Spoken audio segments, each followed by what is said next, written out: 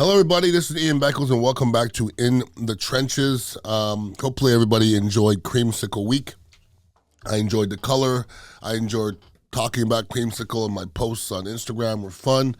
The game itself was not quite so much fun. And before we get to that, okay, don't blame the Creamsicle on the way they played yesterday. I've been listening to radio all morning, and people are dogging out the Creamsicle. The Bucs would have played well. Everybody was like, oh, the Creamsicle looked great. The Creamsicle looked beautiful, okay? And to me, the color looks a little different than what we played with, which is fine. I think it's a little bit brighter, which is fine. That's more the Josh Freeman orange, and once again, I still enjoyed it. The game itself wasn't overly enjoyable. Now, I really thought the Buccaneers matched up well against the Lions. I did. Because of a lot of things that I believed came to fruition. I said this, and during this In the Trenches episode, I'm going to give you some positives from the game, and there's not as many as there's negatives, but there are some positives, believe it or not, okay? One of the positives is the Buccaneers still have a squad that nobody tries to pound. Nobody. The Lions, who really pound everybody, they come out and they run the ball first down, run the ball on second down if you let them.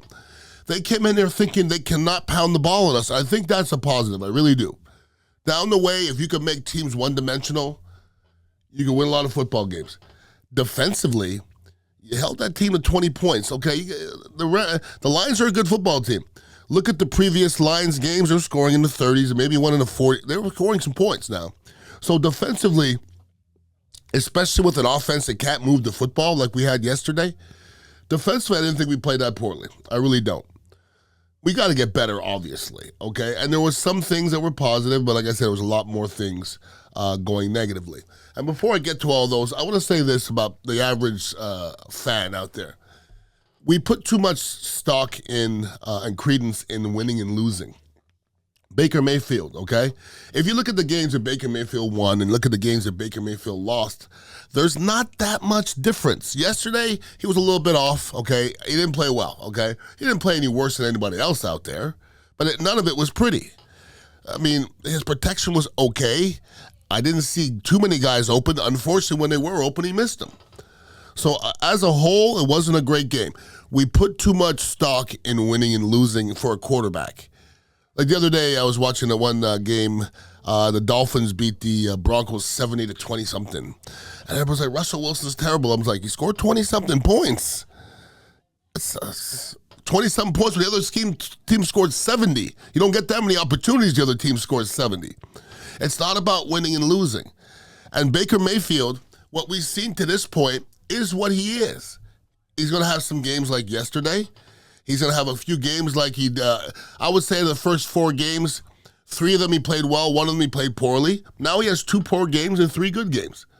That's probably when you're going to get at the end of the year. This is the problem. He may play well, we may still lose. That may happen. So we put too much stock in winning and losing when we talk about evaluating a quarterback, all right? The Buccaneers and the Creamsicle, you know what their historical record is? 101, 226, and 1. So that's rough, okay?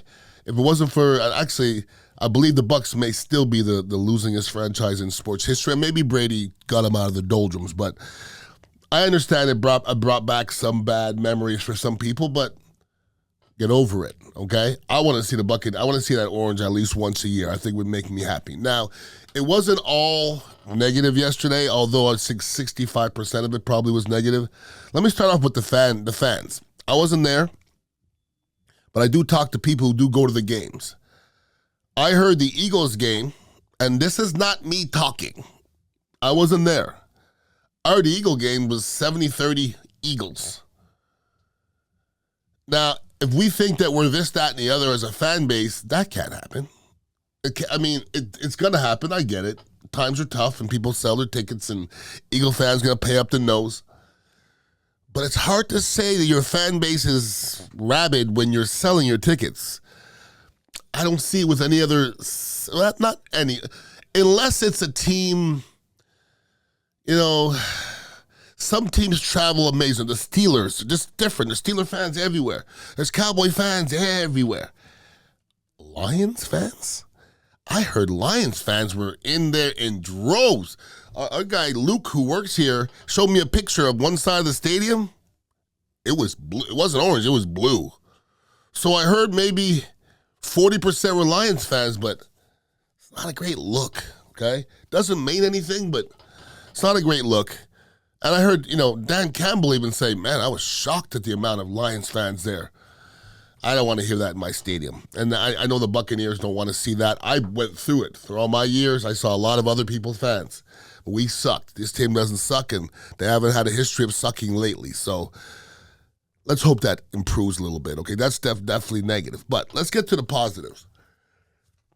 Our guy Gadecki, the right tackle, okay? I was ready to light him up because during the week, he came out and said something like, I've played better as far as going against Aiden Hutchinson. I think Aiden Hutchinson's top 4 rusher in the league. Ends. Maybe in the league, period. Okay, he's an amazing rusher. Killing people, bull rushing. Him and Max Crosby and Bosa, and there's a bunch of them out there, but he's up in there. He's amazing. For Gadecki to come out and say, I played better this year, boy, I tell you, before the game, it's not wise. Why do you want to get somebody riled up, a good football player riled up? I didn't want to get John Randall riled up. I didn't want to get Reggie White riled up or Chester McLaughlin. None of them cats. I'm going to shut my mouth and go ahead and play and say, good game afterwards. Do not rile people up. Don't. So I was watching him all game long. That was a negative part. Here's a positive part. Gadecki played his ass off.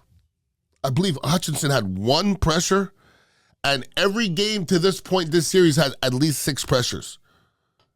Gadecki played his ass off in the midst of a really terrible outing offensively. Kalijah Kancey, I didn't even know what number he was, to be honest with you. Every time he plays, he does something. He makes noise. He can't play a lot because he's not ready. He didn't go through training camp, so he can't play 60 plays, obviously. I didn't look to see, but he probably played 20 plays or so. The kid makes plays. Every time I see him in there, he makes plays. That was a positive. Tompkins, I like the way he returns kicks. He got a little fearless to him, okay? We need that. We've had some people in the past doing a lot of tippy-toeing. I don't like a lot of tippy-toeing. Now, I'm going to crucify Joe Tryon-Schwank in a little bit, okay? I want you guys to check yourself because the broadcasters do this all the time. Great job by Joe Tryon-Schwank. He blocked that pass. As an offensive lineman, you know what I'm never going to get somebody credit for? Blocking a pass as a defensive lineman. If you block a pass as a defensive lineman, you know what that means? You're blocked and your feet are shut. I don't know if Lawrence Taylor ever blocked a pass. Literally. Okay? Derek Thomas, I don't think he ever blocked a pass. He was always going like a bat out of hell towards the quarterback, not stopped. If you stop and jump, that means your pass rush is over. That's something Vita Vea does. I am not going to give Joe Tryon-Schwank love for blocking a pass. Now, he got a sack in the game. You remember the play? It was on the other sideline from where he was. So he was rushed out of the pocket, and Joe Tryon-Schwank rushed him, and Goff, he should have just tossed the ball out of bounds. Goff ran out of bounds 4 yards deep, and Joe Tryon-Schwank was the only guy there. From the other side, that's not a sack, really, okay? The rest of it is hot garbage. I'm to the point now where if the defensive coaches were here, I would say, somebody tell me why he's in the game. Somebody tell me what his strengths are. If his strengths are blocking passes and dropping into coverage, because that's what he does half the time, put a DB in there. This kid, I don't get it. I get he's a high pick. I don't see anything from Joe Tryon-Schwank. I mean, nothing. It's sad to me. And I put that in the positives because I hear people giving him positive praises for blocking passes. Get out of here, man. You got to watch that kid on film. I'm telling you. Pull the plug. Pull the plug. Camarda might be our best player. Carmana's amazing. I think he averaged 54 yards or something like that on 6 punts. He punted too much, but he's an incredible football player that's got himself out of a lot of problems this year, okay? The game against the Falcons is going to be crucial coming up. You lose to the Falcons, boy, it'll go straight downhill from that point. Falcons are 3-3. They're not that bad. They're not that impressive, but they're not that damn bad, all right? Unfortunately, looking at my list, there's not a lot more positives than that. Now, that's the unfortunate part. There's a lot of negatives, all right? You know, the name of this podcast is In the Trenches. The Bucs lost in the trenches yesterday, period, all right? You can't win games that way. The first interception that Baker Mayfield threw, once again, a blocked pass, all right? Well, watch it. First of all, Mike Evans is wide open, okay? Maybe for a touchdown. But he was open very early, though. Baker Mayfield, he pump faked it. Then, okay, this is the problem, all right? When you pump fake a ball, you can't throw it right back to where you pump faked it, because that's where everybody's heading. And that's what happened when he jumped up and he tipped the ball. He shouldn't have pump faked the ball. He literally could have thrown it while he was pump faking it, and it would have been a touchdown. So that, to me, is almost a missed assignment by Baker Mayfield. That was a missed opportunity / missed assignment. Every ball that went over 15 yards yesterday didn't look good from Baker Mayfield. None of them. Unfortunately. It hasn't been like that all year long.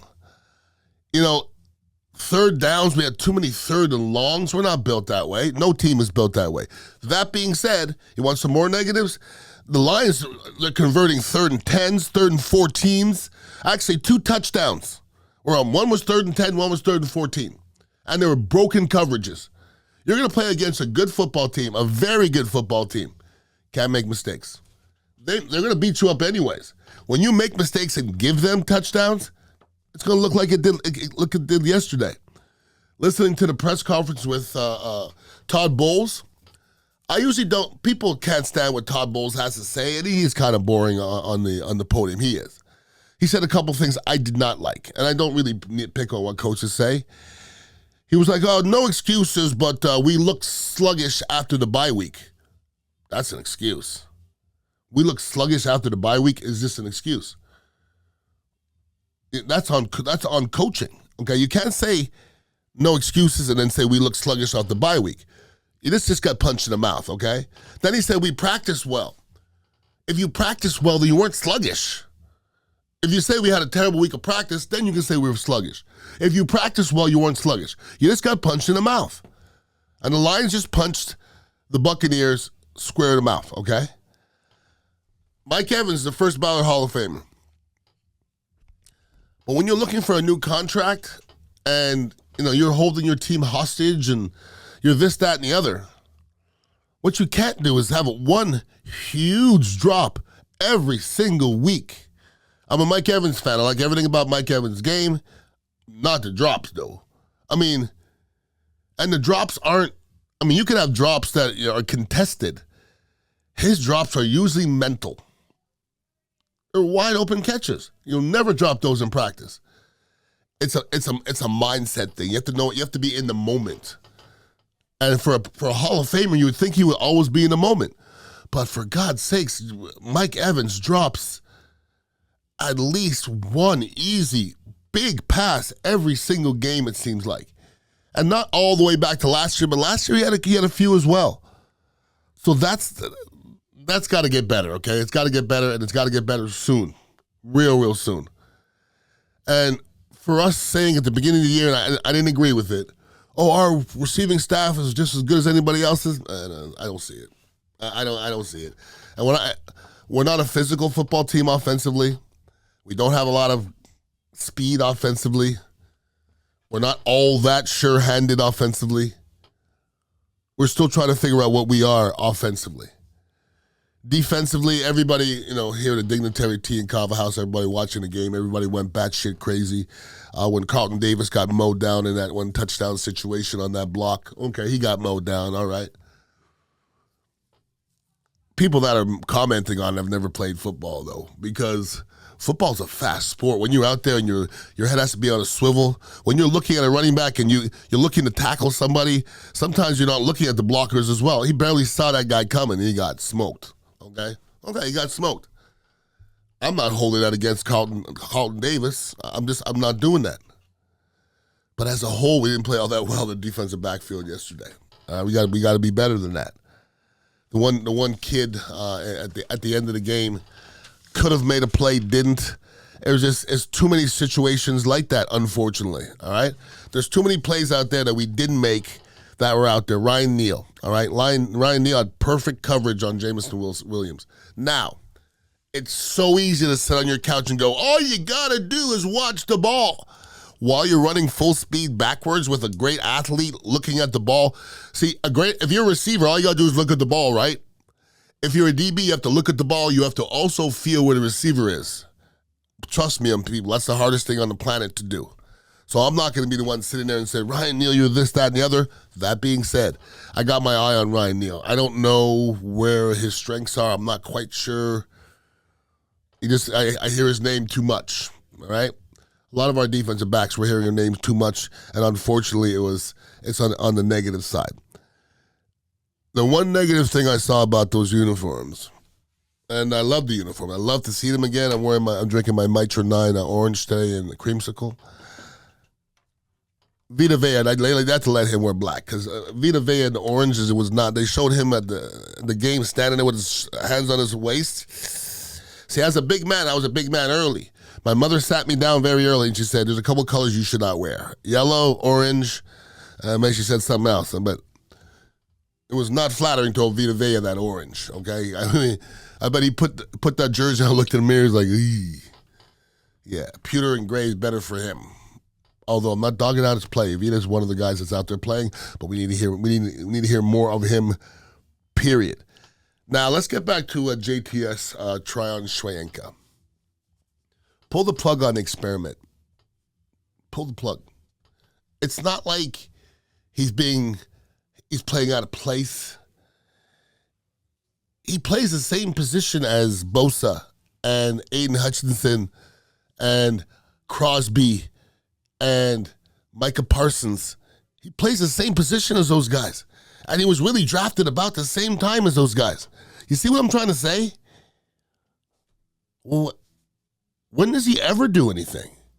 When does he ever do anything? I know a little bit about football, unfortunately, for Joe Tryon Schwenka. And to see him take on blocks and turn his head, Micah Parsons is going down there and destroying everybody and their mama. Everybody. Joe Tryon Schwenka come down there and turn his shoulders. I'm going to make the play. Come on, man. You're a first-round pick. Oh, he's got long arms and blah, blah, blah. That's what you say to people who can't play. He cannot play. He made one play yesterday, was blocking a pass. The other one, he had a sack on the other side. It was after 8 seconds. For what? For what? That being said, I don't think you've ever heard me dog Shaq Barrett on this show. I hear his name all game. Shaq Barrett has to be present. The Lions didn't even try to run the football yesterday. The Lions just threw the football. Shaq Barrett's got to be way better. Shaq Barrett, we got to hear your name, brother. We got to. I mean, I got love for Shaq Barrett as a football player, but I didn't hear his name nearly enough. Yes, I mean, not even close. It's like I said earlier. I like the fact that nobody tries to run the football on the Buccaneers. I said to somebody, when's the last time somebody really ran the ball down the Buccaneers' throats? It's been literally, it's been a long time. The Eagles did it to us a little bit in a finessey type of way. But the Lions' running game is completely different than the Eagles. It's more of a downhill, smash mouth type of thing. And nobody wants to come at Vita Vea and Will Golston and those guys. But they sure had a lot of time to sit back and throw the ball. Too much time. But we got to see more Shaq Barrett, okay? We've got to see more Shaq Barrett. Now, I warned you guys at the beginning of the year, sometimes success masks things. And I'm not, right now it's only, 6 games into the season, and it's hard to evaluate people and how they're doing, right? Canales, who's our offensive coordinator, everybody was Google over Gaga in the first few games. I said this, and then almost like what I said earlier about the quarterback situation and how we over-evaluate wins and losses. As an athlete, it shouldn't matter if you win or lose. There were some games I played like a horse's ass, and we won. And there's some games I balled out, and we lost. As an athlete, you have to evaluate yourself the same. You have to figure out a way to evaluate yourself the same as everybody else, or else you'll never become great. All right? Canales as a play caller, people were giving him credit early. You know, we're scoring 20 points, 24 points. People are getting all this credit like it's so innovative, and it was just good. It was just innovative enough for it to work that week. But we still, if I ask Buccaneer fans out there, let me ask you right now, what is our offensive identity? And if you don't have an answer, then we sure enough are not winning anything. It doesn't mean we can't win a game, but you can't tell me any champion or anybody that's won anything in the last little while that you can't tell me what their identity is, offensively or defensively. So Canales, who looked like this, quote unquote genius in the first few weeks, definitely didn't look genius like against the Eagles, and definitely didn't look like genius like yesterday and against the Lions, and a pretty darn good football team. Creativity, that word creativity, which people love to use for offensive coordinators, is directly associated to success. And I know some people understand what I'm saying and some people don't. Let me explain it to you. I was listening to sports radio just before I got on this podcast. I was listening to J and Z on 620, and I was listening to a caller, and the caller said just this: we run the ball down the middle too much. I hate when we run the ball down the middle. It's a wasted play. Huh? What are you talking about? When you run the ball down the middle and don't get any yards, it's a wasted play. Remember when Mike Allstott used to be on the team? And we gave him the ball in short yardage and they stopped us? You know what everybody said? Everybody knows Mike Allstott's getting the ball. Forget about 80% of the time he gets the first down. If he doesn't get the first down, we're too predictable. Shit. I tell you what, you know what's the best thing in the world? Is to be predictable and still run it. And it won't matter. Third one, what the Eagles going to do? Anybody? They're going to run that damn sneak. And what's going to happen? They'll get the first down. Predictable, right? Predictable but efficient. We haven't done anything offensively efficient this year on a consistent basis. We just haven't. We haven't done anything really defensively either on a consistent basis. We stopped the run for the most part. Once again, that Eagles game we hope is an anomaly. But for the most part, the Buccaneers stopped the run. For the most part. We don't rush the passer as well as I'd like to. Our fits aren't like, sometimes we're out of position. We're too many missed assignments for the 6th week. Listen, you don't win championships with missed assignments. None. You can't. You can't have 2 missed assignments for 2 touchdowns against a good football team in the Lions. They're going to score some of their own. You got to make it hard. You have to make it hard. I don't think we made it hard enough defensively yesterday, unfortunately. Now, the Buccaneers, it's not the end of the world, but lose to the Falcons, and it's going to get hairy real quick. Because right now, the Buccaneers, the 3 games that they won, they're 3-2, and we're blessed. I think at the beginning of the year before it started, we said we're going to be 3-2. I would say, yeah, let's go. Especially since the rest of the South is absolutely terrible. So the Bucs were 3-2. They lost to the Eagles and the Lions. Probably the 2 most credible losses in the NFL right now. Collectively, those teams are 10-2. You can still lose to those 2 teams and still come back and meet them another time and beat them. That's a possibility, okay? So they've lost to legitimate football teams. I don't think you should feel bad about losing to legitimate football teams. This is where it gets a little scary. Who have you beaten? They've beaten the Vikings, the Bears, and the Saints, collectively with a 6-12 record. But even forget about record, it's early in the season. Does anybody think any team between the Vikings, the Bears, and the Saints is going to emerge as like some kind of a world beater towards the back end of the season? I don't see it. I personally, Jefferson's out. The Bears just don't get it in general. And the Saints just don't look good to me. They just don't look right. Something is off. So next week we get the 3-3 Falcons. Mess around and win that game. We got the flow going again. Mess around and lose that game. Looking forward to the next one, I believe, is the Bills. But I'm not a stadium. I'm just not a schedule watcher. I don't like to do that. But if you do look ahead to the Buccaneers' schedule, I think it definitely favors them more so than it being a bunch of world beaters. Okay, I know there's Buffalo on there, but there's 2 Carolinas. There's another Saints. There's 2 Falcons. I believe there's a Texans. There's a Titan. The Titans aren't that great anymore. Texans are up and down. I mean, the Buccaneers figure out a way to for the 2 Saints game, for the 1 Saints game, the 2 Falcons games, and the 2 Carolina games, you win 5 of those, which is possible. Or 4 out of 5 in the playoffs. Nobody else is winning in the South. Every team lost in the South yesterday. Everyone. And none of them look like they're going to emerge into anything. And if you ask, any fan in the South right now, who's the best team in the NFC South? It's the Buccaneers. Didn't say they're a good football team. And you can say this, it's almost a carbon copy of last year. And I'm going to say this. For those who had every right, a couple times early in the season, to say the Buccaneers looked better with Baker Mayfield than Tom Brady, let me reciprocate. Tom Brady yesterday scores more than 6 points there yesterday because he ain't missing those 2 Palmer throws. Brady barely ever gets the balls tipped. Think back now. You know why linemen don't get picked that are 6'1"? I was 6'1". You know why I don't get picked? Because every once in a while you're going to go against a 6'7" guy that's going to overpower you. And it happened to me sometimes. It happened to me every once in a while. You know why quarterbacks at 5'11" or 6 foot don't get picked? Because you're shorter. It's harder. If you're 6'7", it's easier to throw over the line.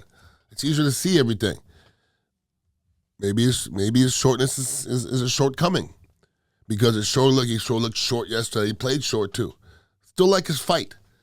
But maybe the shortcomings are just kind of coming to fruition right now. They got to play better around Baker, though. They just really weren't good enough around Baker Mayfield. I'm not dogging him out. But just last week, everybody's ready to hand over the keys to the future. Well, that's what you asked for because he's still taking too many hits from me, and I don't know if the kid's going to be the future anytime soon. If anybody ever wants to hit me up, you hit me up on social media. It's Ian_Beckles. I usually do Instagram. I do some other podcasts as well.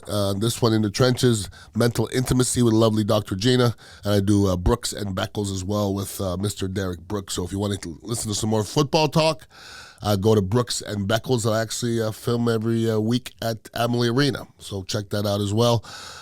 Listen, next week, let's hope it's a victory Monday and we're feeling good about ourselves. Give you a mess around to win that game. You're 4-2. You're still in the driver's seat looking good. And looking ahead, there's a lot of winnable games on that schedule. Lose that game, you look ahead and you go, oh boy, it could get rough. Hope everybody enjoyed the show. Please enjoy the rest of your week and please be safe.